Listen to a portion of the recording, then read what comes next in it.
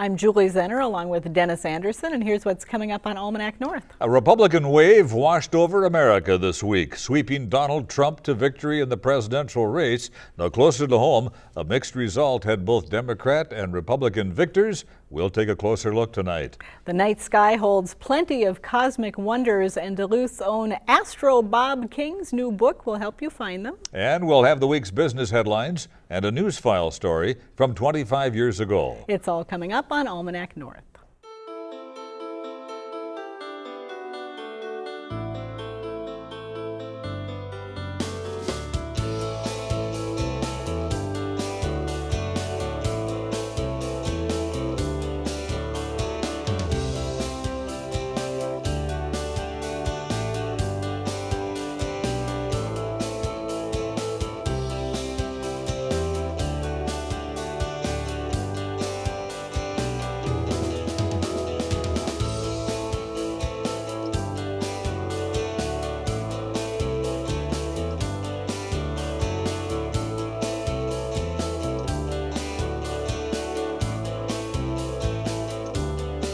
Hello and welcome to Almanac North. Thanks for watching. And Denny, it's been quite a week for America, my goodness. Well, the elections are over, but there's certainly plenty to talk about.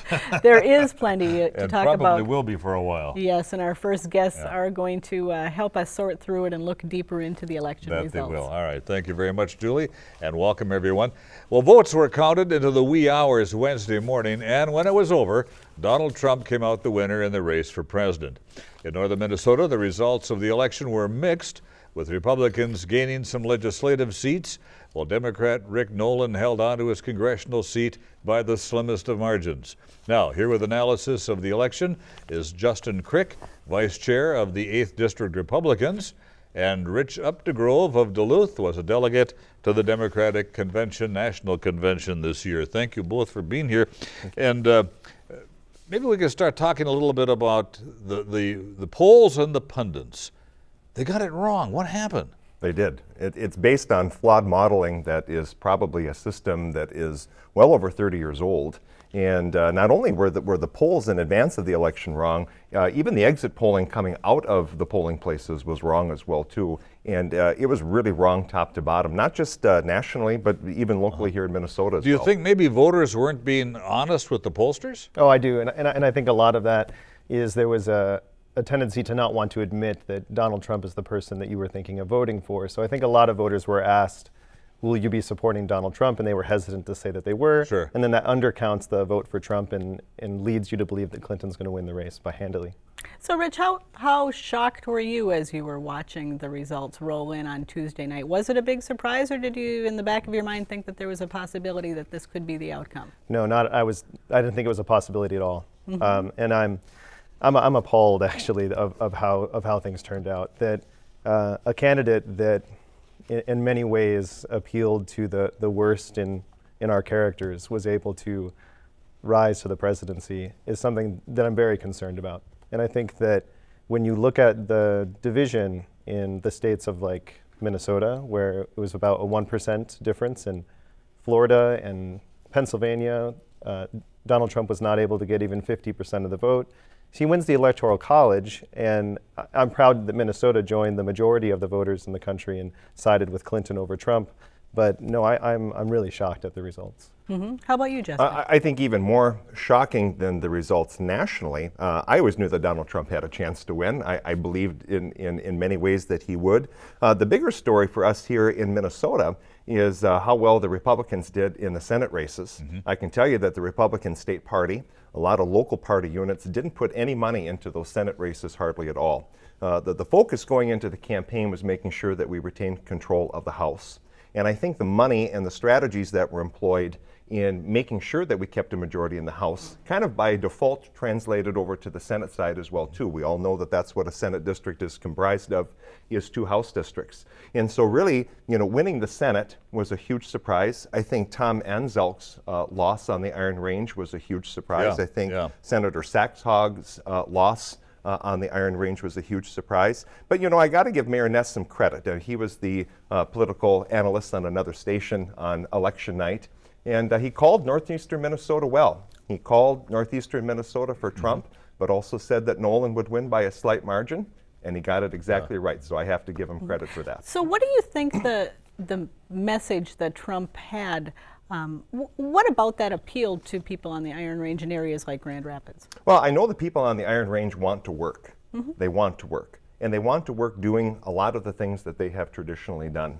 And I think when they feel that political forces are out there trying to stop them from either working, trying to stop them from hunting, trying to stop them from enjoying the outdoors responsibly, trying to stop them from, really a way of life that people in northeastern Minnesota have enjoyed for many, many decades, I think that that's where a lot of the backlash came from. I think a lot of the people on the Iron Range were very concerned about how far the DFL in Minnesota and how far the Democratic Party nationally has strayed from the Democratic Party of John Kennedy back in the 60s. Rich, go ahead, Rich. Well, I would say I think they rejected that whole argument by siding with Nolan. I mean, here's a candidate who is on the progressive wing of his party. He backs Bernie Sanders as a superdelegate, and he's calling for free education to be funded by the taxpayers. He is a candidate that you would think would lose in this sort of political setting, but he comes out on top. And I believe St. Louis County, Lake and Cook County, they're choosing Clinton as well. I think northeastern Minnesota has a lot to be proud of in that race with Nolan. When you look at the maps of northern Minnesota, the color, the blue and the red, right, the political landscape, though, seems to be changing. Do you think is this a one-time election where it's changed this much, or do you think this is a trend now where there's going to be maybe 50-50 Republican-Democrat? Well, the race did end up 50-50, and 2,000 votes separating the two, but that's the same as the year before, or the 2 years before. So you have Nolan winning 2 races in a row by the same margin, and I don't think we're seeing in any way northeastern Minnesota changing to a red area of the state. I feel confident in the Democratic Party. The DFL party looks strong in the Northeast. Well, I would disagree. I definitely think it's moving in that direction, and it's been moving in that direction for quite some time. We could go back to previous non-presidential election year cycles in 2010 and 2014, and you've seen this direction coming from a long time. And it started in the South, it started in the West, and it's moving towards northeastern Minnesota. I mean, really, for Democrats to be proud of the fact that Nolan won, and when he only won by 0.6% or whatever, that should have not only Democrats, in northeastern Minnesota, but also local Democrats, I think, running scared. I mean, this is supposedly supposed to be the liberal bastion of DFL politics in the state of Minnesota, and like Rich said, we're basically at 50-50. We're not even red or blue right now. We're rather purple. Mm-hmm. How do you interpret that split ballot with the Trump and the Nolan voters? Well, I mean, it's an interesting phenomenon. I've spent more time studying split ticket voters than I probably have anything else in political phenomenon over the years. We've seen this in 2008 when Norm Coleman ran for the Senate the last time. We've seen this in 2012 when Romney ran for president. We've seen people, vote one way at the top of the ticket and vote one way on the lower end of the ticket. And I guess there has to be something about an individual candidate that's inspiring them, and it's the same characteristic perhaps that they don't see in another candidate down ballot. But Minnesotans are very famous for loving split government. Minnesotans love to go into the polls and not vote straight capital D or capital R. Minnesota House and Senate now Republican. Do you see a lot of compromise with the governor, or is this going to be a 2-year fight? Well, I'm a strong supporter of Dayton, and I like the way he stands up for the party. He says he's going to compromise, and he hopes the other side is going to compromise as well. And that when you have a state that seems to be going a different direction, I would disagree a bit. I would say that Dayton can look to the broader race and see that Ellison and Nolan both win their races on the federal side, and that you have Erin May Quaid, who takes a seat away from the Republicans and comes Democrat. I think that he can feel confident that the state is not in a state of disarray between Republicans and Democrats, and I think he can hold on to those DFL values and not have to think about stagnation. Dennis, I'll tell you this too. If Dayton doesn't compromise with the majorities in the House and the Senate, the governorship is ours in 2018. I can absolutely guarantee that. I mean, Minnesotans prior to the election here got their health care premium notifications and a lot of other really bad news that are based on entrenched,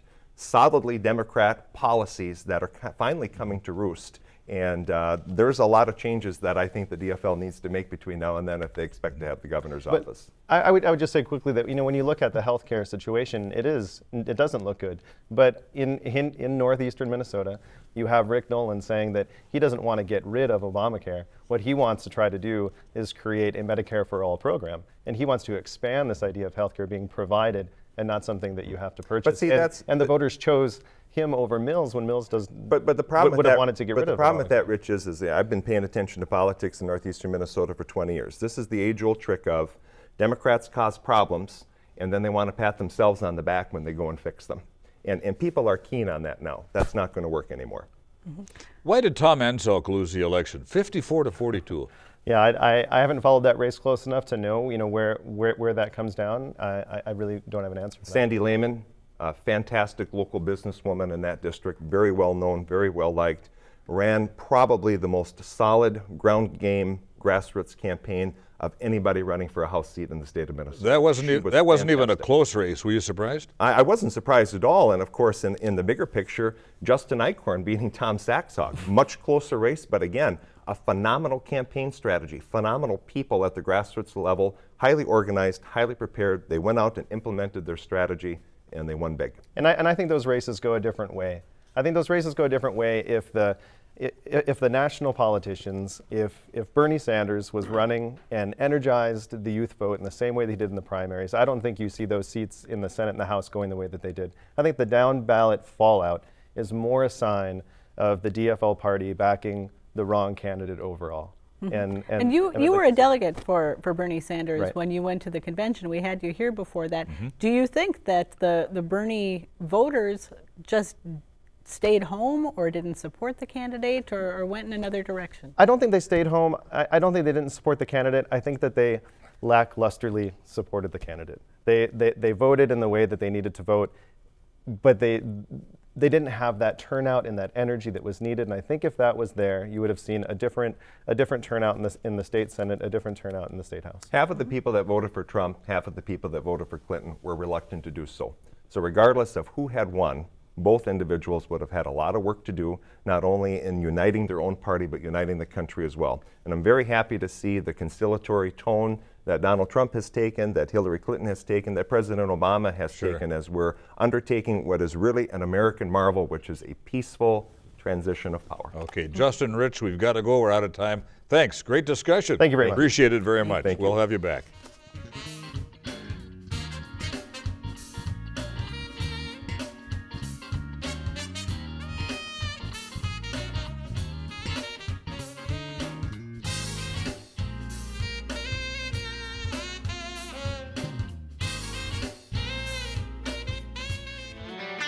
Now, let's dig into our news file archive for a look at what was making news 25 years ago this week. Okay, we gotta move the flaps down to 1. It shouldn't be hot. Before bringing all of this to the Northland, Northwest Airlines considered the quality of life. Airbus Base Operations Director Robin Wansigal believes it's important that employees enjoy coming to work. We're interested in that because we not only want to have our passengers call us the airline of preference, but we want our employees to call us the airline of preference. Already, many existing Northwest employees are expressing interest in moving north. Cleaner Kurt Weiser put it best. Get up into God's country, get up away from the big town, and there's some people that are from the Duluth area around here, so they'd like to get back home, I suppose. It takes a lot of teamwork to overhaul an airplane. It's not uncommon to find more than 100 employees servicing a single jet at one time. The airline industry is really fabulous as far as everybody is of the utmost importance here, from cleaners to mechanics to management. Everybody makes this whole airline work. That's the kind of pride and teamwork Wansigal would like to see in Duluth. As a director, he believes small details make a big difference, right down to touching up a scratch in an airplane's paint.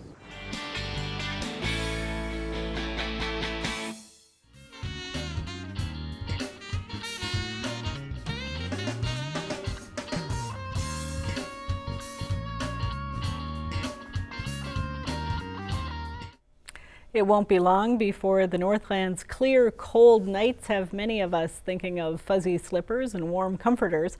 But for folks who love to gaze at the stars, clear nights means something else altogether. If you've ever looked up at the sky and wondered, what's that star? A new book from a local author may just be what you are looking for.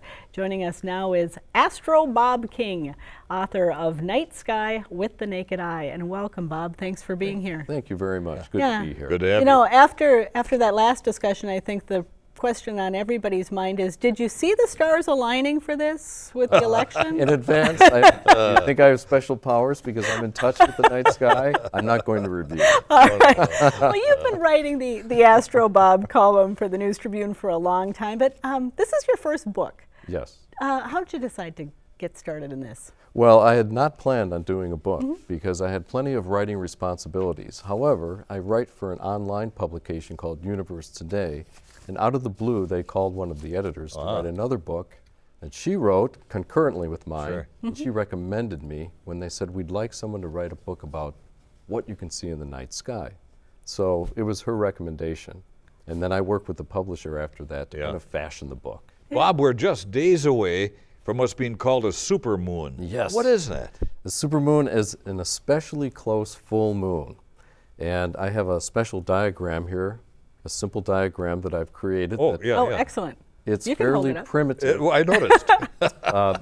On Sunday night, the moon is going to be closer to the Earth than it has been since 1948, I believe. And closer, and the next time it'll be this close will be in 2034. So it's kind of a rare evening. So if you go out and watch the moonrise in Lake Superior, Sunday night's your night, and the forecast looks good for a moonrise. Wonderful. What makes it a close moon? It's because of the moon's orbit. If this is the Earth, this is the moon. If the moon went around the Earth in a circle, its distance from the Earth would never change. You can see that. But instead, it goes around the Earth in an oval with the Earth at one end of that oval. So every month, it passes close to the Earth, gets further, And it's close. getting closer and And closer. when full moon happens right at that point, closest to the Earth, then we have a supermoon. So that's why it's called a supermoon. It's closer, and because it's closer, it's brighter, and it looks a little bit bigger. Bob, I was 4 years old the last time that happened. I better get out and watch. You better. That's great. You have a second opportunity here. I do. Don't miss it. And this is something that people actually can really enjoy with the naked eye, which is the focus of your book. Totally, Talk yes. about some of the things that people can really see and experience without going out and investing in all sorts of high-tech equipment. Yeah, I know a lot of people think, and often the first question will be, what type of telescope should I get? Sure. But I do encourage to just go out and see what you can do with your eye or a pair of binoculars first. The moon, the chapter on the moon, has lots of things that you can see just with your naked eye if you spend a little bit of time looking closely. Believe it or not, you can actually see several craters on the moon without any binoculars or a telescope. The other things are some of our favorites in the Northland, the aurora borealis. Sure. That's out, and I discuss ways in which you can kind of be your own forecaster of the northern lights, where to go. In particular, I talk about a phone app for northern lights that anybody can download, and it'll ding in your pocket if there's a good opportunity for We've got a northern number lights. of photos we want to show the people. Oh, yes, too. please. Let's take a look here. What's this, Bob? This is what I just mentioned. This is a phone app. A lot of people will use a standard star chart in order to kind of plot their way from the Big Dipper, and I do describe that in the book. But these are getting to be very popular. They're free. You download it on your phone. When you hold it up to the sky, it will show you exactly what's up in the night sky, the constellation. It'll even show you the mythological outline. Wow. Of course, the northern lights, a beautiful thing, and I talk about how kind of how the northern lights develops during an evening, what causes the northern lights, and how to predict it on your own, either going to a website or two or using a phone app. Now, are these all photos that you took too? So far, they are all photos that I took. I think they all are. Night pollution? This is light pollution. I do mention it in the book, how it's important to be aware of the lighting in our area and to practice good lighting, which means supporting lighting that is boxed, as you see on the right there, compared to lighting that is not boxed in, because that glare that goes up into the night sky and it blots out the stars. It makes it difficult to see all of these wonderful things. And this is just what it's all about, really, getting out under the sky and looking up and enjoying it. This particular view shows the Milky Way, and that is one of the most wonderful things up there. Constellations, I go over lots of different constellations in the book. I keep it just to the bright, easy ones, though, so it doesn't become too complicated. Bob, how did you first get excited about stars and planets and looking at the sky? That's lost in the mythological history of my life. I don't know. I think I remember being interested in clouds, and I grew up during the time when the space age was beginning with all of our missions, the Mercury and Gemini missions, and then ultimately then to the moon. And I was very fascinated by that. And of course, like a lot of kids my age, I wanted to be an astronaut. I did not become one, but I kept astronomy as a hobby. I just wanted to learn about the night sky. I used to keep little notebooks of what planets were out, and I kept a journal since I was about 11 years old. Then I had a paper route, and so I was able to get enough money to buy a telescope. And I would go out with that every clear night. The rest is history. Rest is history. Sometimes I'd go out in the morning, too. My parents wouldn't know, and I've developed this way to sneak out of the house without making a creak, so I could observe. The sky is in the so morning. vast, Bob. Does the night sky change by the seasons? It does, because the Earth is going around the sun, and that gives us a different aspect, a different view of different constellations throughout the year. Orion you see in the wintertime, right? In the summertime you see the summer triangle. And so, yes, it's always changing throughout the year. Did you ever think about being a professional astronomer? Or? Well, I did. I was, when I went to the University of Illinois, which is where I got my degree, originally I wanted to be a professional astronomer, but I decided after talking to my advisor that the math would just be too much for me. I don't want to dissuade anybody from math or studying math, but it was just too much. And so I chose a different area of study, and again, kept astronomy as a hobby, and have shared it with a lot of people through teaching. And they're very compatible, though.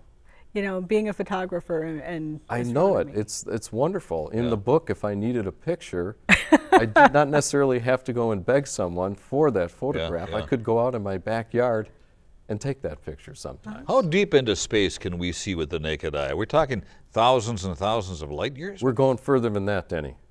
2.5 million. That's just with the naked eye. 2.5 million light years. Million light years. And that object, there's a particular object, it's the Andromeda Galaxy. Wow. And I described just how to find that. And you can see it in our region in Duluth, because even on the outskirts of town, if you know just where to look. That's a distance of 186,000 miles a second. 186,000, and so as you look at the Andromeda Galaxy, you are seeing light that left it 2.5 million years ago, when things were very different here on Earth, and now has arrived at your eyes. It's a big place up there. It is huge. To me, it's just tremendous. You know, we talk about wilderness and all the beautiful wilderness we have here in the Northland. To me, the sky is that, multiplied by 1 million. It's just a vast wilderness that anybody can dip into. Bob, you wrote in your book, gazing up at the Milky Way on a dark summer night, we feel both humbled and fortunate to be alive. Expand on that for us. Well, humbled in terms of the vastness of space and the size of the universe. You know, we've learned so much since the times of the ancient Greeks, when it was like the Earth was pretty much it and everything went around us. Instead, we are a small thing in this huge universe that just goes deep and deep and deep. So it humbles us. At the same time, we're happy to be alive, because for all we know, we may be the only living things in the universe. Chances are there are other living beings, but we are very special, I think. And I think you feel both emotions when you're out looking at the great span of the Milky Way. Anything on your bucket list that you look up there and you go, gosh, I want to see one of those? Yes, I do. You know, I really got to get down to the southern hemisphere again. That I'm excited. I've been down there once. I went to see Halley's Comet down in South America back in 1986. But someday I want to get to Ayers Rock in Australia, and I want to lay out and I want to see the southern Milky Way and the Milky Way's 2 satellite galaxies called the Magellanic Clouds. All right. I want to explore the Magellanic Clouds. All right, well, we're out of time, but Night Sky with the Naked Eye by Astro Bob King, where can people get it? They can get it over at Barnes & Noble. And I will be signing there tomorrow. If they would like a signed copy, I'll be there with the Lake Superior Writers Guild between 1 and about 5 o'clock. So come on down and we'll talk astronomy. I'll have a scope and I'll have some meteorites for people to handle. All Thanks, right, Bob. perfect. Thank you so very much. much. This for was having me. fun. Thank you. And it was fun.